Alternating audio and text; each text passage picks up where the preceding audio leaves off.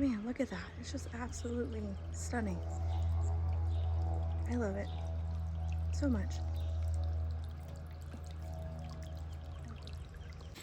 Welcome back to Raised by Rain. It's been about 2 weeks since I have shot a video for the 2026 garden. So I just want to take you around. Everything has grown tremendously. Tomatoes are much taller than they were 2 weeks ago. Carrots are massive, and cucumbers are finally starting to crawl up the trellis. So super excited to show everybody that. Yeah, a few updates. Been a little checked out recently. I've been having, a lot of stress going on at work and whatnot, and coming out to the garden has been my sanctuary of removing all of the negativity and stress that's been going on. So I would like to share that. Yeah, everything's super green and I absolutely love it. So I will show you the garden. The last 2 weeks in the garden have been a little chaotic. We've had 2 major storms within the last 2 weeks that have been tremendous downfall of rain in very short periods of time. The last one we had, that was yesterday, everything was completely flooded. Luckily, the walkways in between all the beds, they were just a little muddy, so I wasn't too worried about that. But I could see some of the areas where the straw had been washed away from all the rain. Now, I'm not complaining that there's rain because it means I don't have to go through and water the garden. Sometimes watering the garden takes probably about an hour. I like to go through and hand water. What that does for me is it makes me be able to see any problem areas or areas that I should either tend to or address right away. Now, if I am in a rush for time, I will set up, I've got a tripod style sprinkler, which is super helpful. That's really nice for like the potatoes and like large areas like over here. That's where we have all of our potatoes and some of our melons as well. So that's nice because I do not want to be walking through all the tall potato plants because I haven't seen a snake out in the garden, but I really don't want to see a snake and I don't want to encounter one while I'm walking through the potatoes.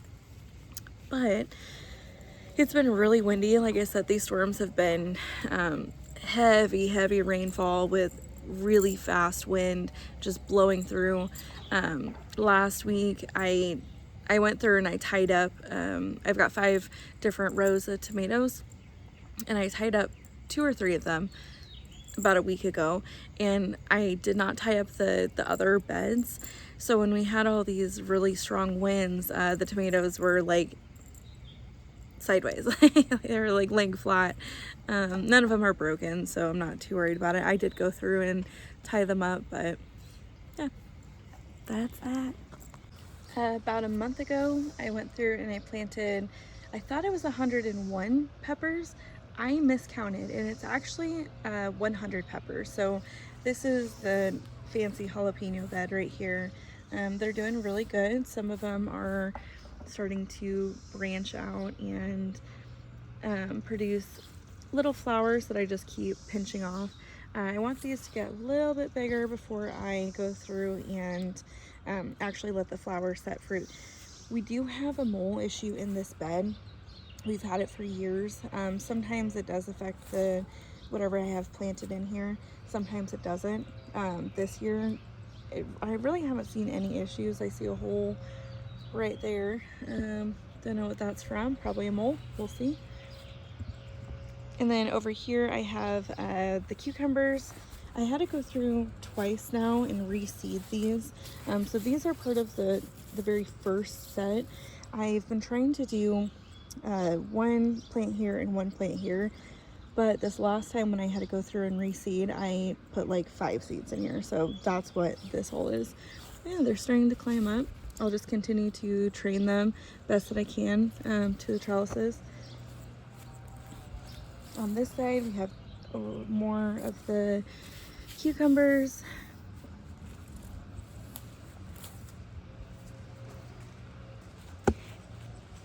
And then over here, I have this cattle panel trellis that I have just held up with 2 T-posts. The really tall beans you see right here, these are purple potted pole beans. So I've got those right there. And then these are a second set of pole beans. I don't believe these are the purple potted ones, so I think these are just like a regular French. But with these, I should probably start training them up. Like I said, we've had some crazy wind, so everything is not exactly where it was before, but yeah, I'll go through and put all those up.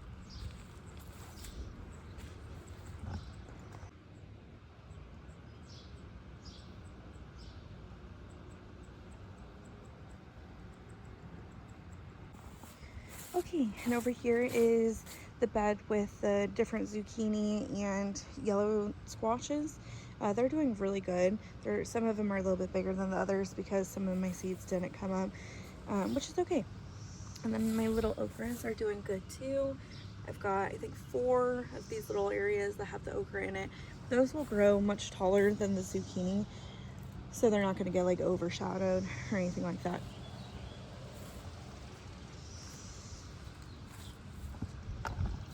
You can really tell in some areas that wind, it didn't really do any damage necessarily, but these are all kind of sideways, which I'm not worried about.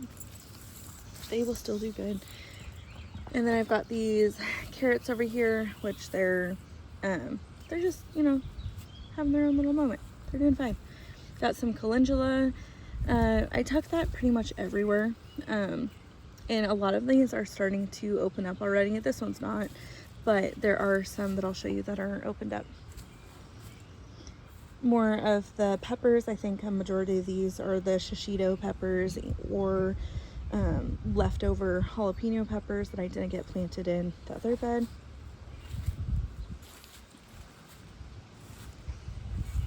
Something that's really exciting right now is we have this really old grape trellis, and the grapes are starting to set fruit and get pretty big. Usually these just go straight to the birds. I'd rather them eat these grapes than try to munch on my tomatoes.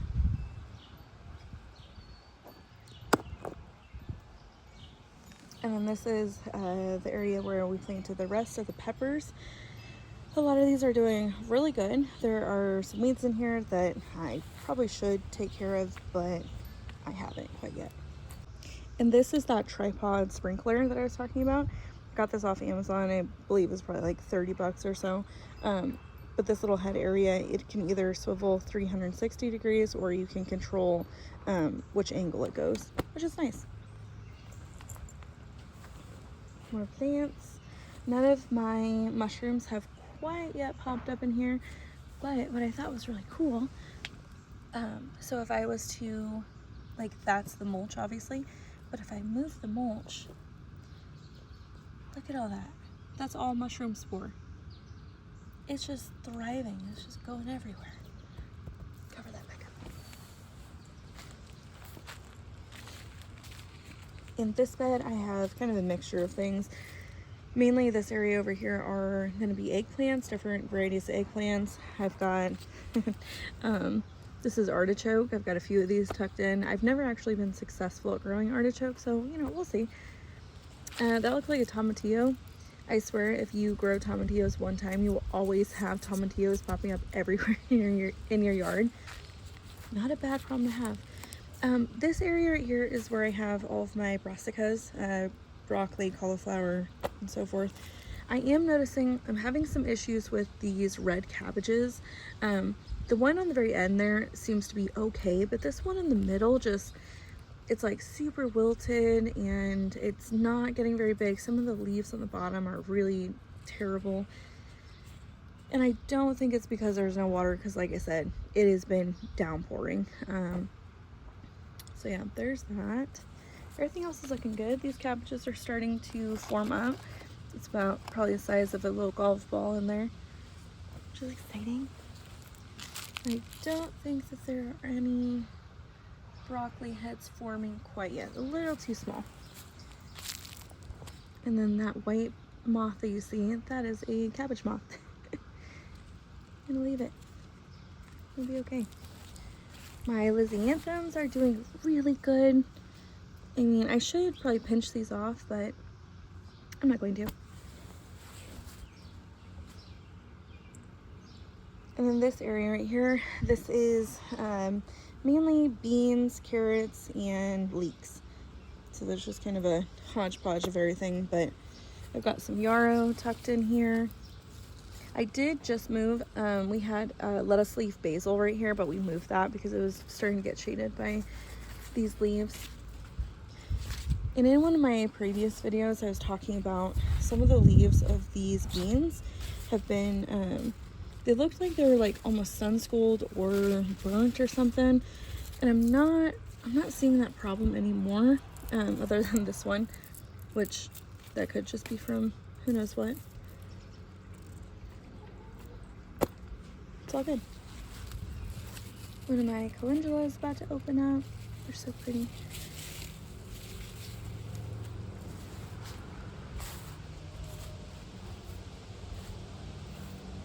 Along here is going to be more carrots and my kale. Like I said, carrots are doing really good. I did get a little curious the other day, and I pulled one out, and it was fairly good size. Wasn't anything massive, but it wasn't teeny tiny. It looks like some critter's been digging around in here, or it was me, I don't know. Kale does not look as big as it was. It's because this thing was massive. Like, the kale came all the way out here, and so last night I went through and I cut quite a bit of this kale off. I know a lot of people, when it gets pretty hot out, kale will start turning kind of a weird flavor. I will say I don't really have that problem, or I don't notice the difference in the taste. It's just really important that you just stay on top of harvesting, which I'm not the best at, but you know, it's okay. Sugar snap peas really don't love the heat by any means. Sometimes they get really like bumpy. I don't know if you can see that. It's kind of like a weird texture. And it's also give or take. Sometimes they taste really good, and sometimes you can just tell it's just too hot for them. So I have a dog, Harley, dirty green bean. Her favorite thing in the garden is a green bean. Yes. I'll give her a few more. Dirty, it's still in your mouth. She's gotta hoard them. Some of the cucumbers over here are little teeny tiny. This one is completely toast.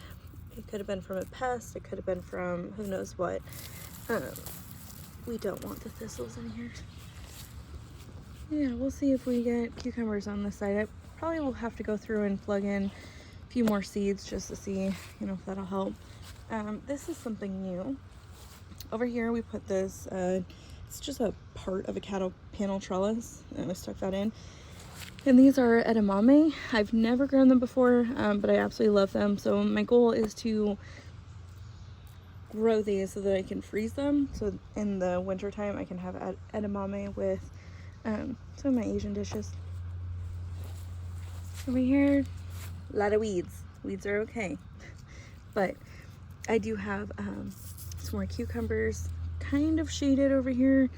So, but that's okay. And then here's this little guy. Look how cool that looks. Well, hopefully it'll focus. Come on.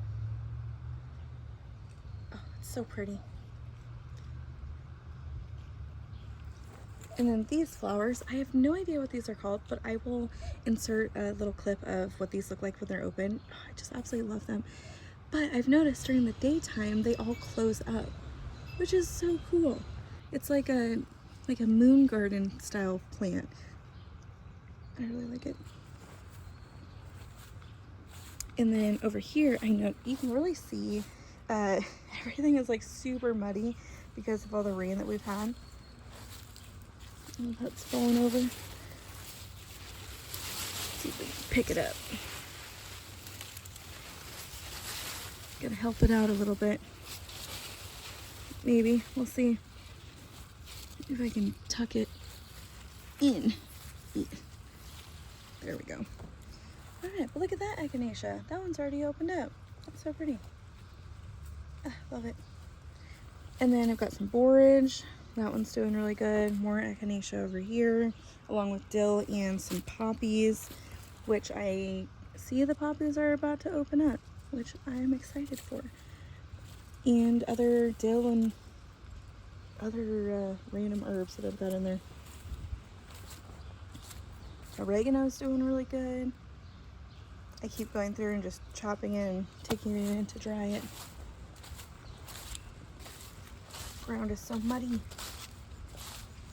Okay, so this area right here, I think a squirrel or something came through and planted some, I knew they were squash seeds, I'm not sure what they are, but you can see there's a flower right there.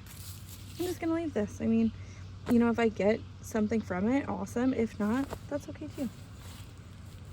This year we have really struggled with our strawberries, so they've been putting on a lot of fruit, but most of the fruit has been very soft, like it was soaked in water and you could like wring them out.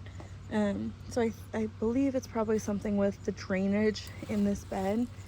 So I'll have to look into that a little bit more and accommodate too. This wild jungle over here. It's okay. The herb bed is doing really good and my roses are doing good. This, I definitely need to go back and trim some of this out.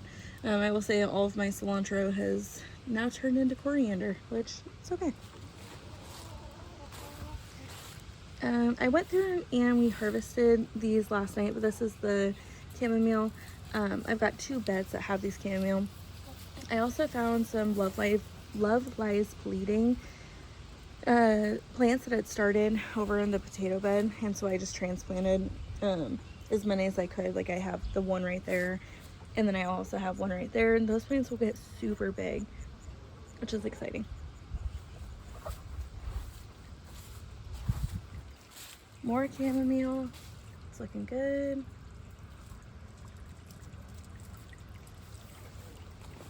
And before we get to all of the tomatoes, I need to go through and weed the zinnia bed. Not that I'm concerned by any means, but I just want it to look nice. But I did go through on some of these, and if you notice, this one has like 2 coming out right here. I just pinched it. I would like go through and pluck that part off right there, and then it'll give me 2 of them instead of just the 1, which I should go through most of these and do it. I just haven't. My fancy flower bed is doing really good also. I really don't know where to start with all the tomato beds. Like they're doing really good. But as you can see, I have quite a bit of just random stuff mixed in with all the tomatoes. Like I have basil in every single bed. I probably have, and hopefully I'm not exaggerating, at least 20 basils down the rows of every single one, with different varieties and whatnot. Yeah, the tomatoes are, let's see if you can see it.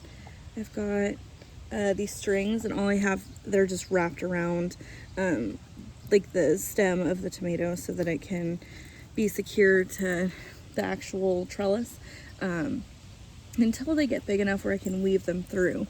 So yeah, they're looking really good. Got some of the calendula coming up now, which is super pretty. This is I can't remember what the variety is called, but it's not your typical orangish yellow one. It kind of reminds me of like a vintagey color palette, which I really like, those like vintagey muted tones. I do have quite a few of the like vintagey colors throughout the entire garden when it comes to flowers, but then I have some really bright ones too, which I also really enjoy. So yeah, tomatoes are looking really good. I've already gone through and started to pull off some of the suckers on those. Since I plant my tomatoes so closely together, I really do have to go through and prune pretty heavily, at least for the first like 2 months or so. After that, I just kind of let them do their thing. But I've been going through and harvesting a bunch of the dill because I've got dill that has reseeded throughout the entire tomato beds. Now I'm at the point where I'm not gonna harvest it and I'm gonna let it go to flower for all the pollinators, and hopefully we can attract, what do they call it, the swallowtail butterflies, the like yellow and black striped ones. That is a host plant for them. This is debris, tree debris that I keep pulling off of all the beds because of the storms that we've been having. But the onions are doing really good also. Some of them are starting to bulb up fairly decently, but that's them. But if you can tell, some of them are like all tangled together, and this is from the storm. I'm not worried about this. It took them probably a good 2 weeks after the last storms that we've had to really straighten out. So they're still growing, even though some of them are kind of sideways. Like I said, I'm not worried about that. The plant is still super healthy. They're just now starting to bulb up. So yeah, it's really fine. No issues. But yeah, more of the basil that I've got. Hold on, there we go. More basil. I've got some nasturtiums in here. Ooh, is that hornworm damage? Can you see that? I think that is hornworm damage. So what I have learned is for hornworms, you can go through and use a black light and like come at night, obviously, and go through, and the hornworms will glow underneath the black light. So then you can just go through and you can see them. You can pick them off before they cause, you know, extensive damage to all of your hard work that you've put in. Now I've got chickens, so that those just become chicken snacks. Not gonna keep them, not gonna rehome them. Yeah, so there's that. All right, more basil. This is lettuce leaf basil. This is my second year growing it. Last year I didn't have the best luck of it, but what I've seen and heard people do with this is, you know, obviously these get really large leaves of basil, and apparently they taste just like Genovese basil, so like your basic just at-home cooking basil. So you can take this, and I really like a good garden snack, so I'll go through and I'll pull one of these off and grab like a cherry tomato once those are ready and wrap it up in there and just eat it. So good.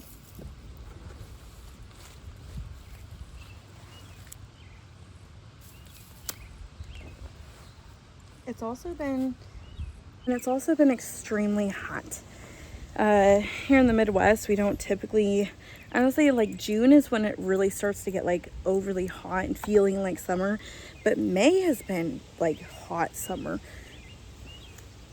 So everything is much bigger than what it typically is, and that's saying something because I started my tomato plants like much later than I typically do, just because I wanted to see like how well that would work for how I grow things in my garden. And I will say they're all getting very large, so I'm excited.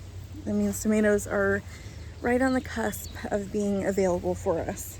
But I will say, yesterday I saw something that made my heart sing. Look, little cherry tomato. And these are the super sweet 100. I can't remember, I've got Isis, candy, cherry tomato, which is my daughter's favorite tomato. We also have the Sun Gold, you know, classic Sun Gold, because that is top tier, great tomato. The super sweet 100, the Principal, and the blue creamberry, and there was a few other ones like a strawberry something, I don't know. But anyway, in this bed I have more basil in here. I've got some purple basil, and then we also have some green beans that I just lined the rows with. Eventually, once I pull out all of my garlic and onions, I'll go through and just swap those out with bush beans, so that I can have bush beans utilized in that space as well, which is nice. Like, it's a lot of work during the summer, but definitely worth it when it comes to being able to come outside and pick produce for dinner and whatnot. So, and over here I totally forgot to show this area. So I've got a cucumber and it is doing very well. It is starting to grab onto trellis here. Whatever cucumber that was planted there is no longer. Totally fine. I'm not upset. But on a positive, look what we have right here. Not this blade of grass, but that is our first cucumber of the season. I can't remember what kind it is. Oh, you can't even see it. I can't remember what variety it is. I'll have to look back on prior videos and check that out. But so I've got this guy that's doing extremely well. And then I have this little guy that's not doing so well because it's being shaded. But, oh, I'm ripping it. Not good. Well, I think that might be all for this garden tour. Like I said, I know I didn't post the last 2 weeks, which I am kind of beating myself up about because I make the videos so that I can track the whole process of everything and to see the growth between all of that. So I'm about 2 weeks behind, which is okay. I'm gonna do better for next time. But looking back at photos, I'm like, wow, so much has changed and everything is just booming. That has to do with, like, you know, the weather and the rain. Every season is different. Some seasons, you know, we get bumper crops back to back. Some seasons we get really poor germination, or, you know, things are just not the way that they need to be. But this year, I think this is going to be a good year. I really do. I'm feeling it in my bones. So every single year I name the garden depending on like the vibe in the springtime that it gives. I've had a year where it was the lucky garden because I kept finding a bunch of 4-leaf clovers. I've had the depression garden before, where nothing, like, it was like my second or third year and nothing was going the way that I anticipated. And on top of that, I struggled with a lot of depression, so I didn't come out to the garden often. So it was my depression garden, which, you know, we learn every single year. This year, my goal was to plant all the flowers. I wanted flowers everywhere I looked, and I really wanted to utilize as much space as possible with all the flowers. So this year, the garden is going to be called the flower garden. Nothing special, nothing fancy, but for me, it's just a reminder of the things that I really wanted to dedicate to this space this year, not only just with, you know, food production and whatnot, but for my own mental health and my own sake. I am sweating. It is so hot out here today. I think I might have to jump in the pool. Oh, you know what? Wait, look at this. I don't know if you can see it. Hold. The cherry trees are starting to produce red cherries. Let's see if we can get one.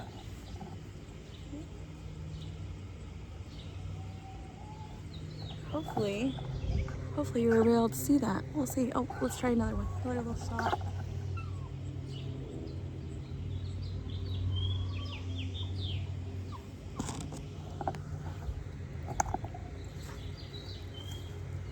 Anyway, those cherries are, they're not like super sweet cherries by any means. They're the tart cherries, but they're really good for pie making because you're gonna add sugar to the cherries anyway, so it kind of balances out the tart and the sweetness. So yeah, anyway, this is my garden right now. It is June 11th, I believe, 2026, and this is my flower garden, and everything is looking beautiful and lush, and I am ready to jump back in and take away all my stress and all my thinking of the outside world that is not in this little space. So thank you for joining me today. Like always, do not be afraid to get your hands dirty. Thank you. I am not a winter person. I hate the cold. Absolutely. I love the sun and I love the heat and I love to feel sweaty and hot and all the things. But I am melting today. So my dog is hot. Gotta take her inside. Oh, sweet girl. Oh my God. You have access to shade and water. What are you doing? They're having a moment. All right, thank you.